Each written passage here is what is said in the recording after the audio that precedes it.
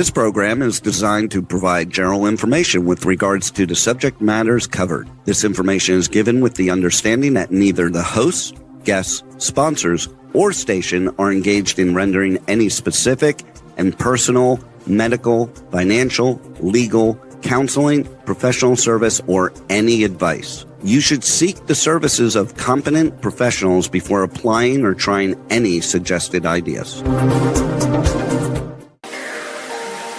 Hello, and thank you for tuning in to A Sharp Outlook on K4HD Radio and Talk or TV. I am Angela Sharp, your host.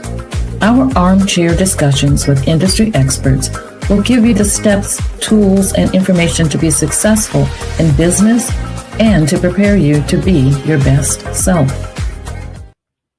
Hello, I'm Angela Sharp, and thank you for joining A Sharp Outlook. And today we want to talk about sales growth. And you know what? Sales growth is connected to good, winning customer service. So let's talk about customer service today. In today's fiercely competitive world, customer service is key to growth and profits. Knowing how to retain customers, build a presence and market share, and improve worker performance. Customer service is the assistance of an organization offers to its customers before or after they buy or use products or services. The thing is having good customer service. When was the last time a sales representative offered a recommendation to you?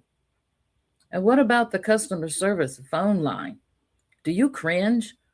I do. Knowing you have to talk with an AI bot answering service that asks you questions not related to your issue. And then it refuses to transfer your call to a live person unless you go through all of these questions and all these issues, and you actually have to go through these things because this AI is only trained for 3 different issues, but yours is outside of that problem. Hey guys, how about you fix that? My guest is an expert in the area of customer service, and he will tell us all how to empower employees, increase productivity, and successfully improve customer satisfaction. Service Quality Institute, SQI, is a training program to teach the entire workforce the art of superior customer service. And in these times, we really do need superior customer service. How do we lead a customer-driven workforce? Well, John is here to give us the secrets of real customer satisfaction that activates return customers, that give out referrals to friends and acquaintances. Sometimes there needs to be an attitude adjustment to be the best in customer service. And John will explain what this is and how to get a winning customer service team. My guest today is John Scholl, internationally recognized customer service speaker. John is the founder of the Service Quality Institute, SQI, offers various programs to train you how to close more deals and build customer relationships, provide training videos to teach the entire workforce the art of superior customer service. SQI offers programs for managers so they can learn how to lead a customer-driven workforce. SQI offers programs for employees to help them understand the behaviors and attitudes needed to be successful in leading cutting-edge service skills and build employee morale and develop teamwork. John has written 8 books to teach the tricks of the trade and help develop you in customer service representative and repeat customer referrals. And that's exactly what we need. The best customers are the ones that have been told by their friends, hey, you want to shop there. John would help you learn how to cut costs, eliminate waste, increase productivity, improve quality and customer satisfaction, and boost morale. There are certifications and diplomas in his customer service program, and I recommend it highly. I would like to invite John to join us today. Hi, Angela. Great to be with you. Yeah, it's good to see you again. I tell you, in these times right now, we definitely need your expertise to help these businesses Customer service seems to get worse every day. every day. Like I said, they have those AI bots, and oh, I'm pulling my hair out while I'm on the phone because it only knows three questions. And if your issue's not within those three questions, you're just screaming and screaming, agent, agent, agent. And it's like, no, I can help you. No, you can't. And this goes on and on. And I mean, major companies are still using this as a means to what? Bring about customer satisfaction? I don't think so. So we want to know more about So, what we need to be doing for customer service. Angela, about 20 or 30 years ago, the U.S. firms started outsourcing their call centers to India. Right. And I thought that companies that did that were on a suicide watch.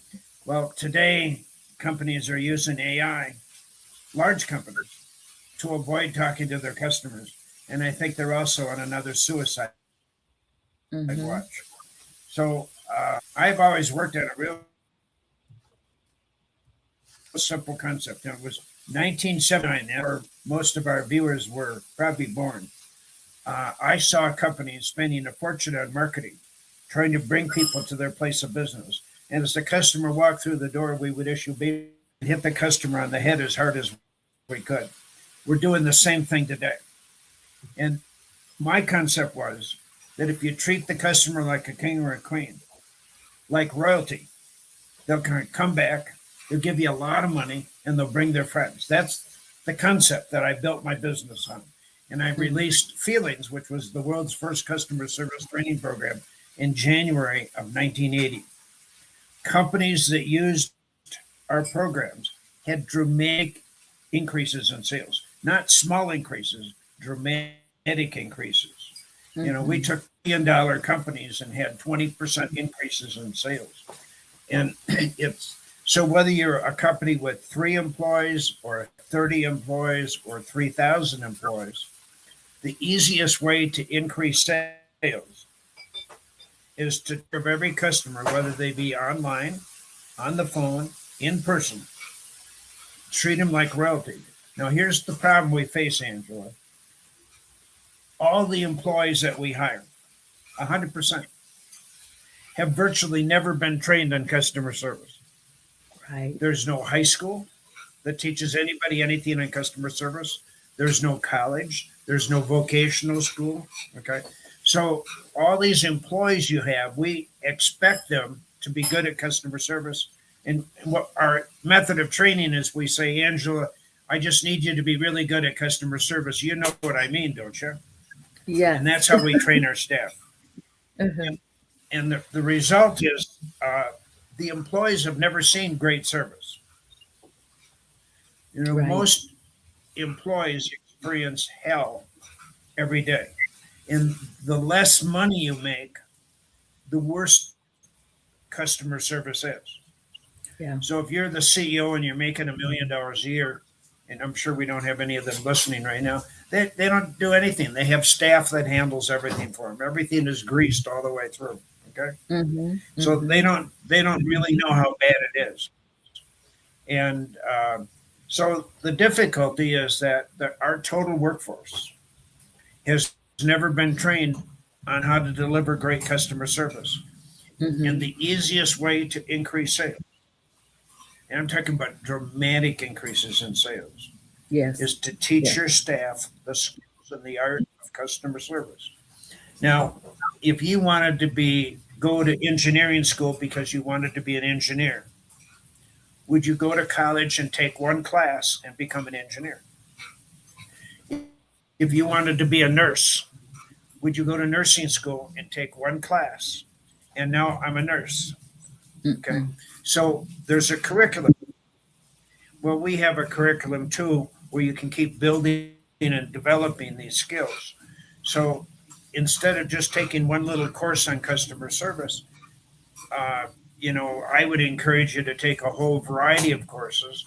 And my Mm-hmm. recommendation is that you should take a new course on customer service every 4 months at the minimum.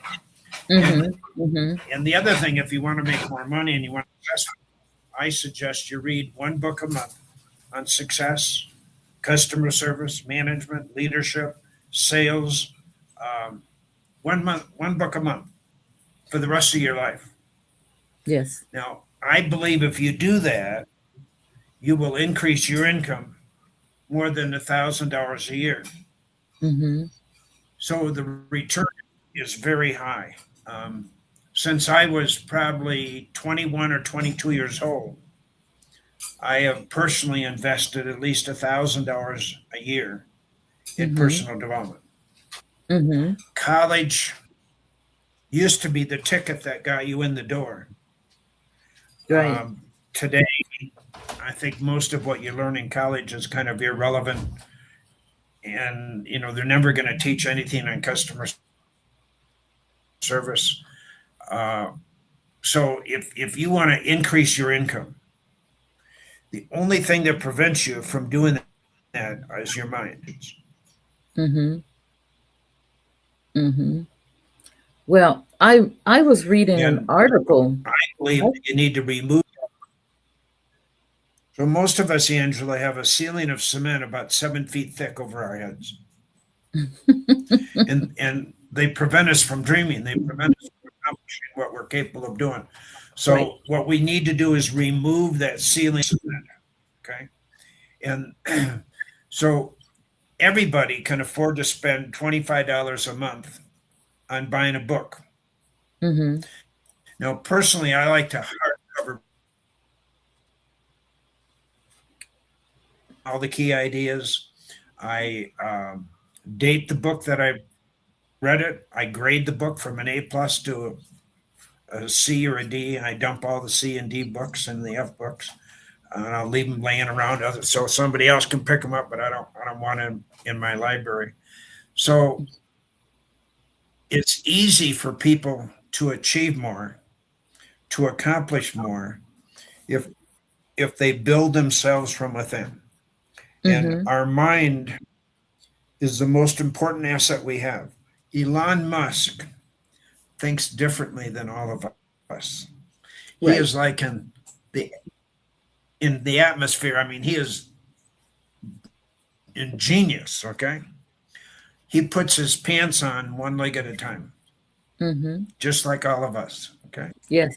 he just thinks differently, Mm-hmm. and so if we want to increase sales, it could be that we're a one-person operation and we just want to increase our income. So if you put me into any job, I'll bet you that I would, within 3 months, be the highest paid person. Hmm. So if you made me a bellman at a hotel, you made me a reservation agent, you made me a waiter or a waitress, uh, you know, Uber driver, Mm-hmm. um, I'll bet you that within 3 months, I'm one of the top earners. Okay, Mm-hmm. and I would be making double or what everybody else is making. Right. Right. So it's not that I'm. By the way, I shouldn't maybe tell your listeners this, but when I went to college, when I graduated in 1969, I had the lowest grade point average of anybody in my class. Hmm. I just make more money than anybody I graduated with.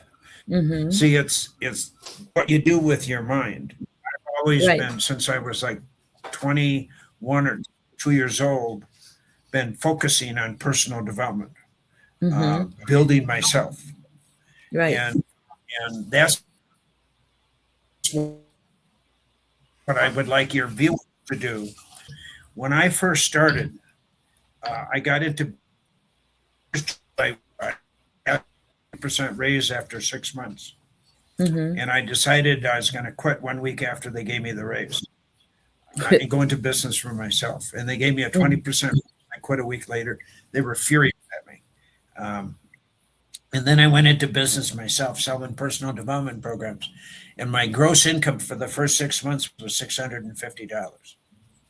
Now, this is 1970, Mm-hmm. 1971. And, I was, my previous job, I was paid $1,000 a month, Mm-hmm. um, which, if you went back, what is that, 50 some years ago, that's a lot of fairly good money. Then you go to $100 a month. That's a hell of a drop. So I was starving to death. I was failing, and so I read every book I could find on sales Mm-hmm. because I needed to learn how to sell. I didn't know how to sell. Right. I Right. found out I knew more about sales than anybody else afterwards, and I started teaching sales. Um, Yeah.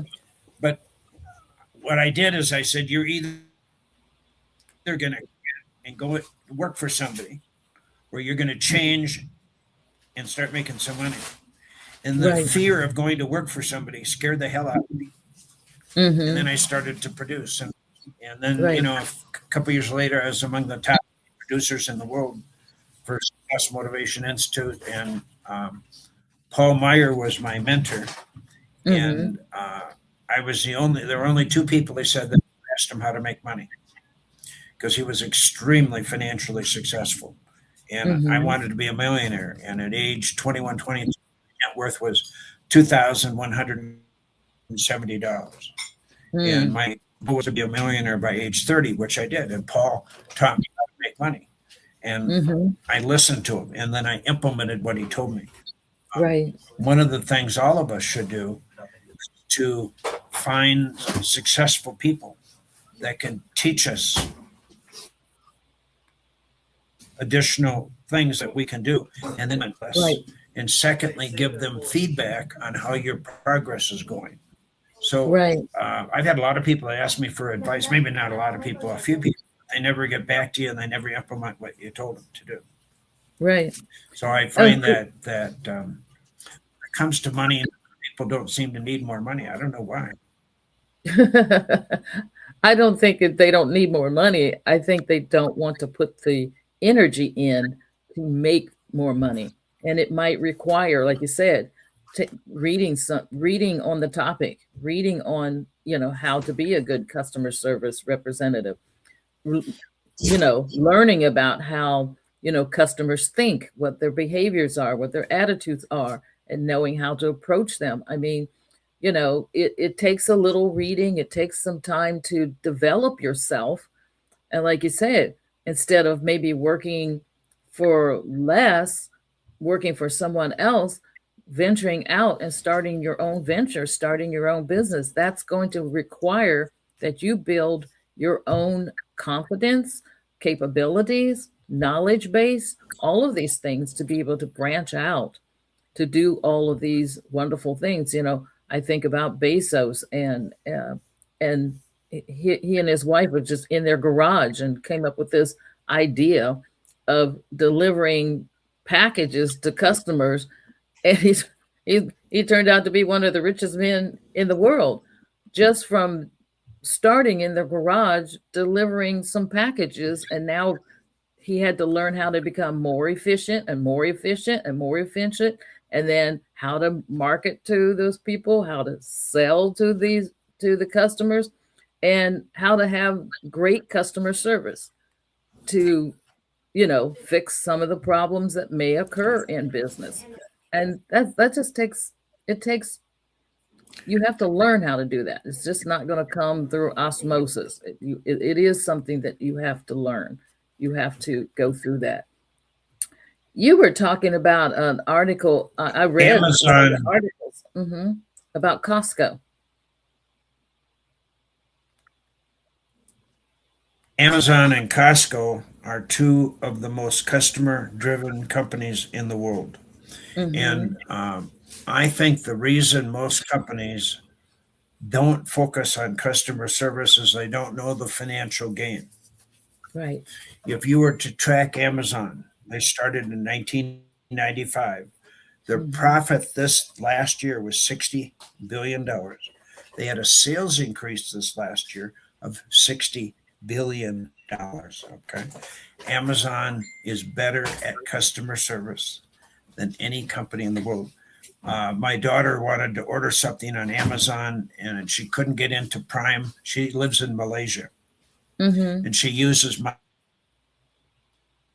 account. And by the way, here's my granddaughter. I'm out in Estes Park, Colorado, and say hi. And Hi. she's 4 years old. Her name is Oh, Mia. I'm she's out here taking care beautiful. of Mia and my daughter-in-law who's pregnant. And Mm-hmm. so I'm Wednesday. Say hi to Angela. Hello. Okay. Um, so, so if she's better at me at customer service than me, she's my number one granddaughter. Yeah. Oh, look She's at she's beautiful. got new shoes. Yeah. Um, so if you look at Costco, I invested. This is what happens when you really focus on customer service. I invested $1,000 each in 9 firms and made 2,003. Okay, Mm-hmm. and you want to come up here with me, man? And that $1,000 at Amazon is now worth about $124,000, and the Mm-hmm. $1,000 at Costco is worth about $39,000. Mm-hmm. Now, I also invested $1,000, which at that time was on a rocket ship going to the moon. Right. But in 2017, they didn't understand service recovery, and that stock is worth about $350. Mm-hmm. So what I found is that not all companies maintained their focus on customer service. Mm-hmm. Sometimes they did it for a couple of years and then they would lose sight of it. Sometimes they would focus on it for a longer period of time. The companies that are absolutely relentless is Amazon and Costco. Home Depot is very good. Home Depot had a CEO problem. This is probably going back about 20 years ago, and but they they were able to recover. But most firms just it's kind of a cool thing to do for a couple of years, and it's just too Mm-hmm. much work. Here's the problem: you got a lot of employees, a lot of employee turnover. So the attitude is, who cares? Do you know I live in Seattle and there's 100 million people living in Seattle. So if I lose 1 million people a month, who cares? I still got 100 million people. Well, maybe in Mm-hmm. Seattle there isn't 100 million people. Maybe there's only 2-3 million people living in the Seattle greater area. Right. So we need to take every customer we got. We have to treat them like a king and a queen. Now, if you got 6 people or 60 people or 600 people, you have to train the total workforce on customer service. As I Mm-hmm. said earlier, there's no educational system anywhere in the world that's going to teach them customer service. It's totally your responsibility. Our Right. programs, by the way, Angela, are not very expensive. So, Mm-hmm. to train these people, whether it be 6 people or 60 people, is not very expensive. But you have to invest in those people to Mm-hmm. change. There's 4 things that we do: we change attitudes and behavior of the workforce. Right now, their attitude is that customer is a pain in the butt. He's screwing up my time. I had a hot date tonight. I wanted to leave at 6 o'clock. The guy came in at 5 minutes to 6. I need to get him out of the door fast. Um, the second thing we need to do is teach the skills of customer service. It's an Mm-hmm. art, whether it be speed, empowerment, service recovery. There's a whole lot of different skills. It's not complicated, but we have to have flawless execution. A customer can tell in 2 to 3 seconds whether you care or don't care. Right. They can look at your face, they can hear your tone of voice. Um, it's just amazing. I live in Minnesota, Mm-hmm. and in Minnesota, we call it Minnesota nice. Everybody smiles, Mm-hmm. everybody. And I was in Azerbaijan and the country of Georgia, and nobody smiled Mm-hmm. because I've been thinking about what's my new program that I create, and I couldn't come up with something. And all of a sudden it clicked on me. Nobody smiles. I would go into stores and I'd see 20 people and nobody would ever look at you. Nobody would ever smile at you. And I don't know if, in other parts of the United States, I know in the South, the people are very hospitable. Mm-hmm.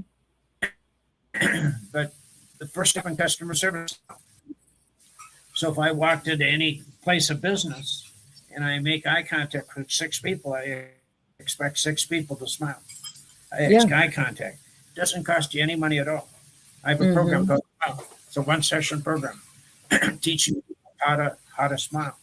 So there's a lot of different skills in customer service. People can go to my website, by the way, which is www.customer-don't forget the dash, service.com, customer-service.com, or you could go to servicequalityinstitute.com and it'll get you to the same website. Take a look at some of our programs. But I think that every single business could significantly increase sales if they dramatically improve their customer service. By the way, some of the worst offenders of customer service are small business. Oh, So ouch. you would think that a 3-person company or a 25-person company would be better at Right. customer service than anybody else. They tend to be worse. And if you go back to Jeff Bezos, he started with 2 people, Mm-hmm. and now they have 1,650,000 employees. Right. But he understood customer service. My granddaughter got me off track, but yesterday in Malaysia, my daughter had the problem, so she called Amazon. Now, when you call Amazon, they have live people that take the call. They do. You go Yes. through a couple of security protocols, but you get live people. And everybody at Amazon is empowered. Mm-hmm. I have never, ever in my life had anybody at Amazon tell me no. Never. Right. The Right. first thing we teach employees is no. Mm-hmm. Well, that's the worst thing for customer service. I'll learn how to say yes. Okay. Yeah. And they solved everything. They refunded the shipping charges they were charging. They're getting the gift out before Christmas. They just went like that. Okay. Mm-hmm. But Mm-hmm. and these are people that are hired all over the world, but they have created a culture Yes. of superior customer service. Everybody's empowered. They manage their service recovery. Mm-hmm. So if they screw up, they will take care of you Yeah. instantly, not a year later, not a month later. And so, $60 billion increase in sale increase. Mm-hmm. They have about $585 billion in revenue this last year. Yeah. But why not all of us become an Amazon? Yeah. Why not copy the principles of service leaders? Right. And one of the skills that I teach is speaking. You got to shrink the time by 90%. Mm-hmm. So when you're in Costco and there's 3 people ahead of you in the checkout counter, because they could have 10 checkout counters and they're all loaded with people. Right. It only takes a few minutes to get through the checkout counter because they have 2 people at every counter. Right. They Right. have one person that puts stuff on the counter, the other person's checking it through. It's really, really, really fast. Okay, they understand speed. If you buy anything at Costco, you can return it. I'm wearing a spider sweater, and in the past they've sold a bunch of spider sweaters. Well, the interesting thing with Costco is you could take this sweater, one that I bought from Costco. And 3 years ago, I could take it back and get my money back. Mm-hmm. Now I got to give them the sweater. They have an absolute money back guarantee. And so the ideal thing, if you need anything, buy it from Costco, because there's really a lifetime warranty. Right. Now, the exception is Right. computers. So you can't take a computer and 4 years later bring it back and say, I need a new computer. They go. I think they Right. have like 6 months or so on a computer. Yeah. Um, Most companies would think they're going to get ripped off by the customer, Mm-hmm. but I spend probably $300-400 a month at Costco. Mm-hmm. I buy my gas at whenever I can at Costco because I can save 90 cents a gallon. Mm-hmm. Um, Right. so there's 9 principles that I teach that I think are Mm-hmm. critical if you're going to drive a service culture. Number one is you got to understand this is strategy. Wherever you are located, how badly Mm-hmm. do you want to own the market? How badly do you want to crush your competition? This is strategy, a tool that you can go underneath the radar Mm-hmm. and nobody's going to see you, and you can grab all the customers. Right. Number two, you got to reduce the friction. You Mm-hmm. got to make it really easy for people to buy. Um, it could be the hours you're open. It could be just tons of different things. Most companies, Angela, have a lot of stupid policies and stupid procedures and crazy stuff that makes it very difficult to buy. Mm-hmm. Okay, uh, Amazon makes it easy to buy. Jeff Bezos said, if you want more of something, reduce the friction. Think about more of Mm-hmm. something, reduce the friction. Right. Well, a lot of companies have a lot of friction because they don't trust the customer. The Mm-hmm. third thing you got to have is empowerment. You Mm-hmm. got to make sure whether you got 10 employees or 40 employees, 400, that everybody's empowered to make a decision on the spot in favor of the Right. customer. Yesterday, my son took me out for dinner in Fort Collins, Colorado, and they have this favorite restaurant called Rio, which is Mexican food, and Mm-hmm. and I drink water. I like water, and so they had a small cup for water, and I said, "Can you give me a bigger glass?" And and the guy was just really hesitant. I said, "Can't you make an empowered decision?" And he says, "No, we follow the rules and policies here." I finally convinced him to get me a bigger glass. And he said, I need you to not get some other type of drink that is just only going to be water because you could go to these fountains and you can get in any kind of drink you want. And Mm-hmm. the cost of a cup might have been an extra 2 cents or something like that. Um, Mm-hmm. Now, he finally gave me the bigger cup, but most people would have just accepted the no. Okay. Mm-hmm. And these are real simple little skills. So empowerment is really critical. And then you got to have Right. speed. Today, people want things fast. They don't want to go slow. And most companies have a lot of crazy policies, stupid rules that just slow everything down. And then the Mm-hmm. mindset of all employees in the world is slow. I don't care where you are in the world, the mindset of all employees is slow. So they know that if they got 14 days, they wait until the 14th day, and then they say, I didn't know it was going to rain. I didn't know it was going to snow. Yeah. And so speed is how do you shrink the time by 90%? So if it normally took 14 days, how do I get it done in one day? That's speed. Okay. Mm-hmm. Amazon, by the way, can deliver millions of products in one day, the same Mm-hmm. day. That's called Mm-hmm. speed. People love speed. Yeah. Yes. I think Amazon, by the way, invented speed. You fortunately live in Seattle. You're in the hands of Costco and Amazon. You should. Mm-hmm. I mean, everybody living in Costco has seen two of the most successful companies in the world come right Right. out of your neck of the woods. The other skill that we got to do is we have to train the whole workforce. You, Mm-hmm. you can't just have a little email that you send out that says, we're going to build our company around customer service. Just take care of the customer. You have to teach them the skills. Mm-hmm. And you can't take, let's say, a 24-year-old, dip them in a magic program that's going to last maybe 3 sessions, 2 hours each, and expect them to change their whole life and become Mm-hmm. perfect. Just not going to happen. Right. What you got to have is something new, fresh, constant. Just moving it to a faster pace. Okay. If you have the Mm-hmm. best employees in the market, you'll own the market. Right. So our Right. goal is to encourage companies to build high performing, customer driven employees. And then the next skill that you got to teach is service recovery. Mm-hmm. When you screw up, how do you make the customer whole? And we all Yeah. screw up. Every Right. one of us makes a mistake sometime during the day, for sure during the week. Okay. Mm-hmm.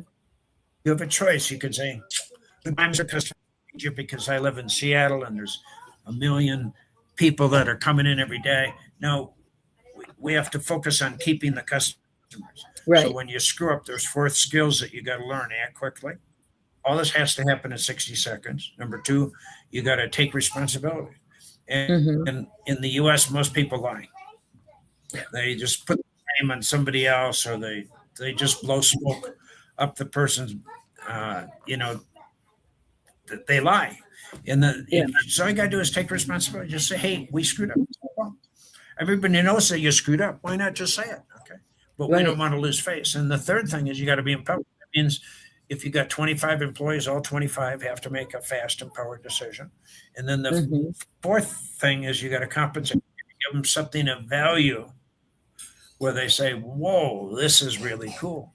So that restaurant, wasn't really a script. It was just simple empowerment thing. But they could say, hey, why don't you take a complimentary drink on me? I mean, what's the cost? 10 cents? 15 cents? Okay. So all of us understand we all have products and services that have high value, low cost. And Jake on my staff, who's shipping, he's empowered to do whatever he needs to do if we screw up. Okay. And he'll give away free stuff. It's not a problem. No big deal. Right. And then the next skill that we got to do is reduce costs. The problem is that many organizations, we have too many employees. We have too many underperforming employees. We have too many stupid policies and rules and procedures. We have to reduce costs dramatically. Price is very important. How are you going to market your product? Keep your costs lower than anybody else. Amazon and Costco understand price. Nobody goes to Amazon and says, I'm willing to pay as much as I can for a computer or for whatever it is, a watch, whatever it is, or a book. They want a good price. The same for Costco. And price is very, very important. And then the last item is we need to measure what we're doing. Now, the problem in the United States is that companies spend all their money doing surveys. HR people really love surveys. We love to survey a person every time they enter our store, every time they do any kind of an interaction. The problem is the company doesn't do anything with the survey results. So, you're just wasting your time completing the survey. But everybody does a survey because it's cool. Everybody else does it, so we might as well do it too. The only thing is that nobody does anything with the survey results and nothing changes. Wow. So those are the steps that we think are critical. Oh, one last one that I forgot to mention, Angela, is we have to use the customer's name. We have to remember the customer. When they pay by credit card, all you got to do is the credit card, and it says John Scholl. So you can say, thank you, Mr. Scholl, for buying today. Or, John, thank you for coming. Appreciate it. 80% of our customers are repeat customers. Yes. So when you go to your coffee shop, when you go to your local restaurant, when you go to your bank, does everybody know your name? Does everybody use your name? When I go to my bank, I bank at Premier Bank in Blue. So everybody knows who I am. Everybody says, hi, John. Hello, John. And I know everybody in the bank. And I call them by their name. Right. It doesn't cost any money to remember the customer's name and use the customer's name. Your name is the most precious possession. Angela, if you went to your dry cleaners and you probably have a dry cleaner you used for 10 years. Am I correct? No, I still have some things that I take. Still do. Okay, but I mean, you've been at the same dry cleaner for probably 10 years. Am I correct? Yeah. So when you walk in, does that employee say, hi, Angela? Yep, they know my name. But all the dry cleaners I've been to, you got to give them your name. Nobody remembers your name because nobody gives a damn. Okay. And so if you go to your your local supermarket. People go to a supermarket once a week at the minimum. Mm-hmm. Do they ever use your name? Now there's a small company called Amazon that uses your name Mm-hmm. percent of the time. Yes. Yes. So, but most people don't want $60 billion in profit. Uh, Most people don't want to have an increase in sales of $60 billion. So yeah. these are the principles of service leaders, and it's the easiest way to increase sales. Mm-hmm. It is. It's just amazing that they don't get the concept that if you continue to have repeat customers, those customers are going to be your best referral source, and it's going to double and triple and quadruple and continue to grow because they are getting that service and being treated like a king or a queen. I know I've gone to certain stores to buy clothing. Wasn't the cheapest place, but I was treated like a queen. They had like a little snack there. They had something to drink there. They would slowly bring, things to me and show them to me and say, "How do you like this?" And I loved that treatment. It was worth going in there, probably even paying more money, but they knew my name. They knew my patterns of what I liked. So they had everything all kind of set aside to show it to me. And I just sat there and it was just so wonderful. I miss that kind of service. You want me to spend all this money? You don't even look at me. They just, don't even recommend a product. You don't do anything. I'm out of there. It's like, I don't need to shop here. I don't need to spend my money here. There are like 100 other competitors out here. And I think that's why so many people just buy I online now. think, It's service. Angela, Hmm. I think COVID gave most companies an excuse to Yeah. say, goodbye, Mr. Customer. And Hmm. COVID's over. Yeah, it And is. now, if your goal is to own and dominate the market, you want to really become wealthier. You want to increase your income. You want to increase sales. Taking care of the customer and treating them like a king or a queen is the Right. easiest way to do that. But again, your employee, 99% of all the customer contact is with your frontline employee. That Hmm. individual, regardless of where you are, is the least valued, least trained, least appreciated, least paid. Okay. Yeah. And So should be much more. that Yeah. individual has your customer in the palms of your hand. Okay. So Right. it's important to take those 10 employees or 20 employees, however, or just yourself. If you went to our website, customer-service.com, we have 12 online learning programs that you can participate in. You can Hmm. earn 2 degrees. You can earn uh, on our website for a tiny fraction of what it would take to go to a university or a higher education institution. Um, Hmm. you got to be willing to invest in yourself. Okay. Right. Again, the greatest asset we got is ourselves, our mind. Hmm. Okay. And Hmm. what are we going to do to build ourselves? Right. Because the more women will spend probably $50 a month on makeup and hair and maybe more. Right. But what are we doing to take care of our mind? Okay. To Right. build our mind. Okay. Right. It doesn't, I grew up very poor. I didn't have any money. And I didn't like being poor. And so that's why I wanted to be a millionaire by age 30, Hmm. and, and, by the way, one thing I would always encourage your viewers is to do a net worth statement on the 1st of January every year for the rest of your life. It's the only way to track your success. Right. Your income is Right. totally irrelevant. It's what are you doing to increase your net worth? And Yeah. I've been doing a net worth statement since 1971, the first one when I had, like $2,000 net worth or something like that. And Hmm. so it's, and I I do it for my grandchildren. I do their net worth statements every year. I do it for my daughter. My son is a little bit rebellious. That's who I'm out here with in Estes Park, Colorado. So he does really well financially, but because I suggest and he doesn't, he won't do it. I used to do it for years for him, but that's a way to really track your success financially. Mm-hmm. And my daughter's a missionary. She works for God. Mm-hmm. She doesn't get paid a salary. She's totally dependent Right. on donations. And success is doing what you love. Mm-hmm. And Yes, it is. everybody has different dreams and different goals.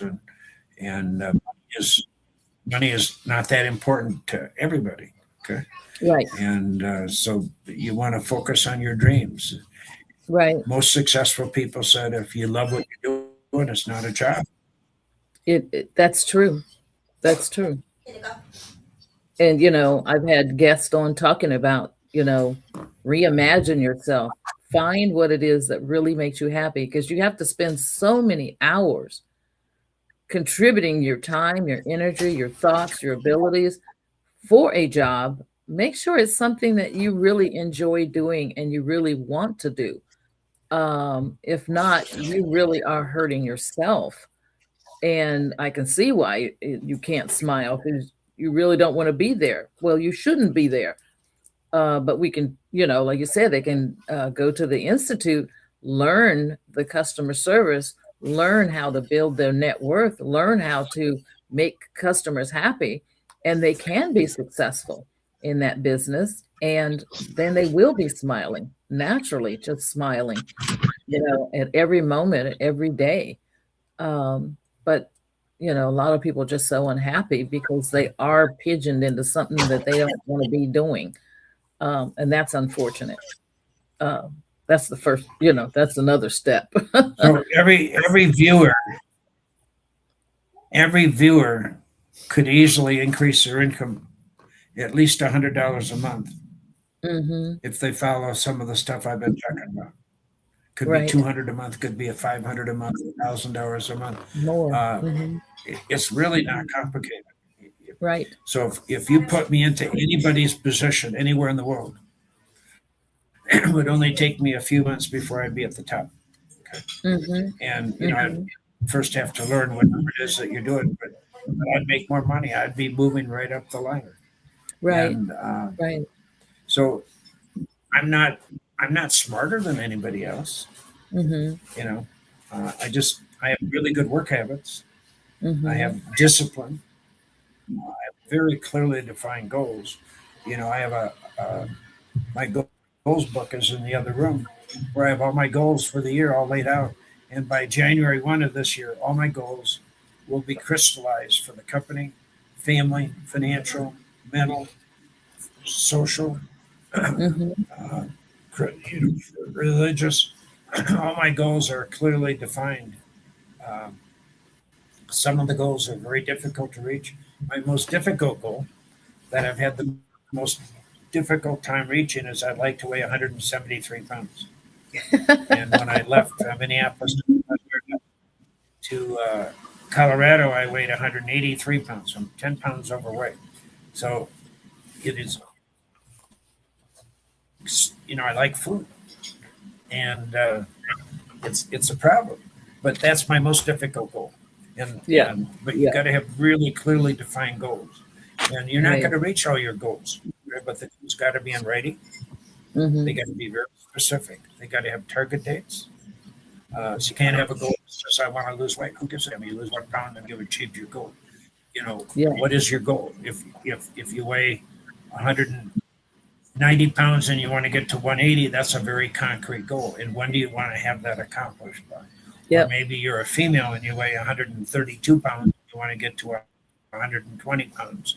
Um, uh, so we got to look at the goals in our entire life. Hmm. Family. If you get divorced, you lose half your money. Okay, and Hmm. it screws up your whole life. I've been married for 48 years. Uh, Oh, Second congratulations. thing is mental. What are you doing to build your mind? Okay, you got to Right. constantly. The third thing you got to focus on is social skills. What are you doing? It's your physical physical appearance. How do you dress? People Right. today, I personally think, look like slobs. Both men and women. I mean, if I was a woman looking for a man, there's not a lot of good quality men out there from a physical appearance. If I was Yeah. a man looking for a female, there's not really good choices out there. A lot of things So, have changed, John. A lot of things have and changed. the other one area is physical. What are you doing to build yourself physically? If you die, And stay healthy. I just had a text 2 days ago from a major economist on one of the wealthiest men, and he said he just had some stents put into his veins. And he said your physical health is the most important thing. It really is. So if you don't take care of your body, Yeah. Well, we're you going to could have to die wrap early. up, John. so you got to look, and then Yeah. financially, okay.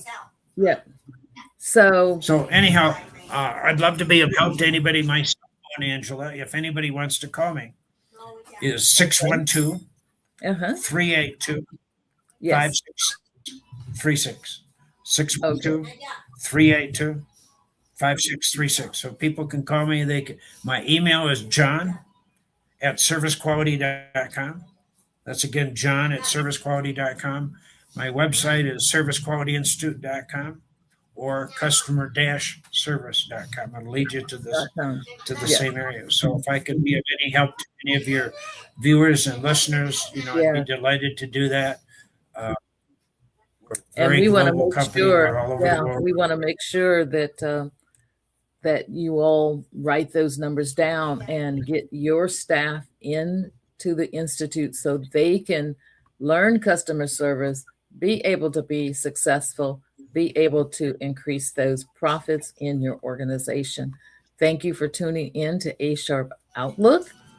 And again, stay informed. I want to thank you for joining us on A Sharp Outlook. We have been informed and energized to take the next steps. We have posted links to websites and videos to learn more on today's topic.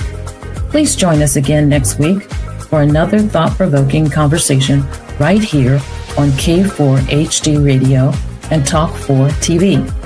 Listen to the podcast on all the podcast apps. And until next week, stay informed.